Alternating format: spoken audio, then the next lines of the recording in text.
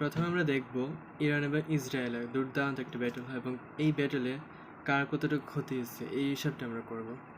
তো প্রথমে আমরা বলে রাখি যে এখানে যুদ্ধটা হয়েছে ইরান এবং ইসরায়েলের মধ্যে। ফার্স্টলি ওদের মধ্যে ছিল প্রক্সি ওয়ার, যেটা ছিল যে ওদের মধ্যে ডিরেক্টলি কোনো যুদ্ধ ছিল না, বাট ইরান ইসরায়েল বিরোধী দলগুলোকে সাহায্য করতো, হামাস, হিজবুল্লাহ, হুতি এটসেট্রা। আর ইসরায়েল হয়তো ডিরেক্টলি ইরানকে আক্রমণ করতো না, বাট ইরানের বিরুদ্ধে করতো, কারণ অফকোর্স ওদের মধ্যে একটা শত্রুতা ছিল।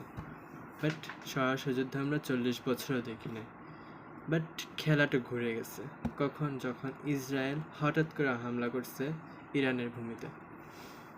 তো ইসরায়েল যেটা করছে যে আগে থেকে ওদের প্রিপারেশন ছিল যে না, আমাদেরকে আগে থেকে প্রিপেয়ার থাকতে হবে, যেহেতু আমরা হামলা করছি ইরানের উপরে।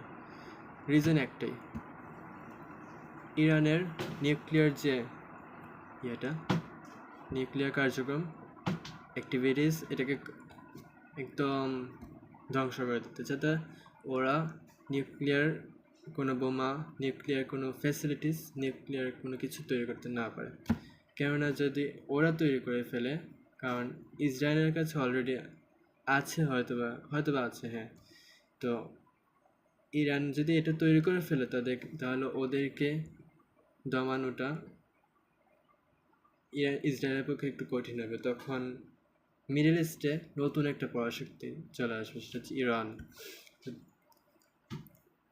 ইসরায়েল চায় যে সবসময় সে দাপটে থাকবে, সে মিডল ইস্টে একা দাপট দেখাবে এবং তার বিরুদ্ধে যেন হামলা করতে না পারে কেউ। যদি ইরান তৈরি করে ফেলে তো তার বিরুদ্ধে হামলা চলে আসবে, অবশ্যই অনেক দেশে হামলা করতে পারবে তখন, কারণ ইরানের কাছেও অস্ত্র আছে, নিউক্লিয়ার আছে। তো স্বাভাবিকভাবে ইসরায়েল ভাবতেছিল যে ওদের উপরে হামলা হতে পারে, নিউক্লিয়ার কোনো বোমা হামলা টামলা, তো হয়তো বা ইরান তৈরিও করে ফেলছে। তো এই জন্য ওরা ইরানের অনেকগুলো নিউক্লিয়ার সায়েন্টিস্ট হত্যা করে। আই ডোন্ট নো এদের ইন্টেলিজেন্সটা হয়তো অনেক স্ট্রং ছিল, অনেকগুলা highly secured, you should know that highly secured কিছু নিউক্লিয়ার সায়েন্টিস্ট, অ্যান্ড দেন অনেক বড় বড় লিডার ওদেরকে হত্যা করে। তারপরে ইরান এগেইনস্ট একটা হামলা করে, এবং বলা হতো যে 3টে লেয়ার থাকে, যে আয়রন ডোম দিয়ে, এবং আমেরিকার কিছু টপ নচ বলবো কি না বলতে জানি না, বাট হ্যাঁ আমেরিকার কিছু ছিল, বাট মেইন ছিল যে আয়রন ডোম। ঠিক আছে, মেইন তো ছিল আয়রন ডোমটা, যেটা এয়ার ডিফেন্স সিস্টেম, আমরা সবাই জানি আয়রন ডোম সম্পর্কে। তো এই আয়রন ডোম বলা হয় যে অপ্রতিরোধ, এটাকে দমানো কখনোই সম্ভব না, কোনো মিসাইল ইসরায়েলের ভূমিতে পড়তে পারবে না।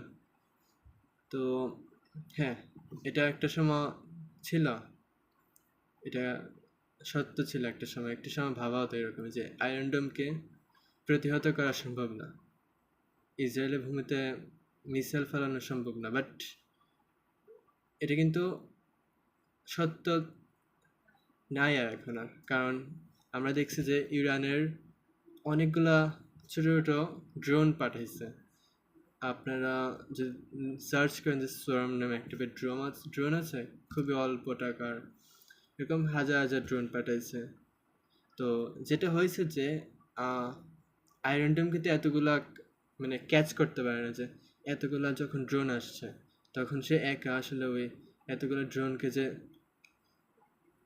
মানে ধরে ধরে ধ্বংস করবে, এটা আসলে তার ছিল না, সে ধরতে পারে না এতগুলো একসাথে মিসাইল আসলে অথবা ড্রোন আসলে। তো আয়রন ড্রোম একটু কনফিউজ হয়ে গেছিলো।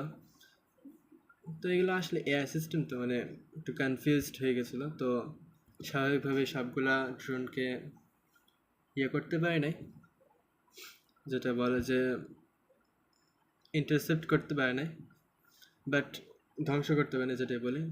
অনেকগুলো ড্রোনই হামলা করছে মাটিতে, এবং এর সাথে ইরান যেটা করছে, আমি খুবই অবাক হয়েছি ওদের দেখে, স্ট্র্যাটেজি যেটা যুদ্ধের যে স্ট্র্যাটেজিটা। প্রথমে সোয়ার্মের সাথে আবার ব্যালিস্টিক মিসাইল এবং হাইপারসনিক মিসাইল, যেগুলো আপনারা দেখছেন যে খুবই স্পিডে যায় এবং বোঝাই যায় না, হঠাৎ করে চলে আসে এবং ব্লাস্ট। তো এই টাইপের মিসাইল যারা নিজেদের ডোমেস্টিক নলেজ দিয়ে তৈরি করছে, এরকম মিসাইলও পাঠাইছে, যেটা আমেরিকার কাছে না, হাইপারসনিক মিসাইল, যেটা B2 বম্বার টম্বার এগুলো আছে, বাট হাইপারসনিক ব্যালিস্টিক মিসাইল হয়তো বা আছে আমেরিকার কাছে, হাইপারসনিকটা নেই। হ্যাঁ, তো এই যে এই টাইপের একটা ডিস্ট্রাকশন তৈরি করছে, মানে একটা ইংলিশ একটা সুন্দর একটা ওয়ার্ড আছে যে ম্যাসেকার তৈরি করছে ইসরায়েল। হ্যাঁ, ইসরায়েল হয়তো বা গাজার মতো অবস্থা হয় নাই, অনেকে বলতে পারেন যে গাজা হয়ে গেছে কি না, ইসরায়েল তো রাষ্ট্রটা অনেক বড়, তো এই হিসেবে গাজা হয় নাই, বাট কিছু কিছু জোন আছে, মানে কিছু কিছু এরিয়া আছে যেখানে একটু বেশি ম্যাসাকার হয়েছে, অনেক বেশি ক্ষয়ক্ষতি হয়েছে, যেটা জাস্ট লাইক অফ দ্যাট আপনার মনে হয় যে গাজা হয়ে গেছে, পুরো গাজার মতো একদম অবস্থা খারাপ হয়ে গেছে। অনেক জায়গা আছে গাজা যেরকম খারাপ অবস্থা, এরকম হয়েছে কিছু কিছু জোনে হয়েছে। আর তেল আভিভ, যেটা ছিল সবচেয়ে বেশি প্রোটেক্টিভ একটা area, protective city in the Israel, এটাও অনেকটা খারাপ অবস্থা হয়েছে। হাইফা হচ্ছে বন্দর নগরী। আমরা যদি শামের ইতিহাস দেখি, সিরিয়ার ইতিহাস দেখি, তাহলে হাইফা ছিল মোস্ট প্রবাবলি খুবই গুরুত্বপূর্ণ একটা জায়গা। হ্যাঁ, অবশ্যই একটা গুরুত্বপূর্ণ জায়গা ছিল আগেকার দিনে শামে, এবং এখনও অনেক গুরুত্বপূর্ণ। এই হাইফা শহরটা অনেক ক্ষতিগ্রস্ত হয়েছে, এবং জেরুজালেম, আমরা অনেক পরিচিত আমাদের জেরুজালেম, এখানে অনেক ক্ষতিগ্রস্ত হয়েছে, অনেক মানুষ মারা গেছে, বাট কতজন মারা গেছে এটা আসলে ডিরেক্টলি আমরা বলতে পারতেছি। কিছু কিছু নিউজে কম দেখাচ্ছে, কিছু কিছু নিউজে বেশি দেখাচ্ছে। আসলে ইসরায়েল তো সবসময় লুকায় রাখতেছে অনেকগুলো বিষয়। তবে এটা ক্লিয়ার হয়েছে যে ইসরায়েল অনেকগুলো দেশের সাহায্য নিয়ে যুদ্ধটা লড়ছে, যেখানে ইরান একটা একাই বলতে পারি। তো ইসরায়েল একটু ক্ষতিগ্রস্ত হয়েছে, তাদের 20 বিলিয়নের মতো ক্ষতি হয়েছে, এবং ইরানের হয়েছে কত হবে 240 মিলিয়ন। হ্যাঁ, ইরানে অনেক ক্ষতি হয়েছে, অনেক মানুষ মারা গেছে, বাট সামহাও 240 মিলিয়ন 300 মিলিয়ন এরকম একটা ক্ষতি আসতে পারে, যেখানে একটা বড় একটা ম্যাসিভ একটা ইকোনমিক্যাল যে ইমব্যালেন্স, যে ইরানের তো কম আর ইসরায়েলের তো বেশি ক্ষতি হয়েছে।